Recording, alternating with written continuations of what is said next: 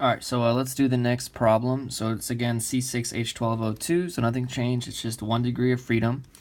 So 1 degree of freedom, so it may be an alkene, it may not, but we have 2 oxygens, so it's going to be an ester again.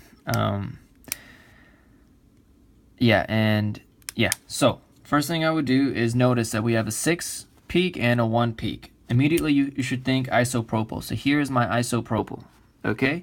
And now I'm going to think to myself, okay, so I have 3 and 2, which means what? I'm going to have an ethyl group somewhere. So we have 1, 2, 3 carbons, and then we'll have an ethyl group carbon as well right here. Okay, so do y'all see that? We have the ethyl group carbon, ethyl group carbon. So we have 1, 2, 3, 4, 5, 6, 1, 2, 3, 4, 5, 6. So we have all of our carbons correct. Again, the reason I put the ethyl group is because I know I have 3 and 2 there. So that is what ethyl groups look like. Question becomes, though, how do we know that the O goes first instead of the carbonyl? What if the carbonyl went first? Well, this is really easy, actually. If you look at this one hydrogen is because of the hydrogen over here, correct? Notice how it's so far downfield than everything else, and that's because, as I said last time, it's right next to the oxygen.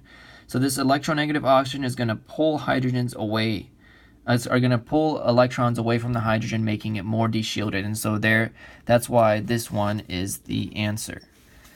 If this molecule had its own NMR, this H, this 1 over here is going to be further upfield, and then these 3 and 2 are going to be further downfield because they're closer to the oxygen.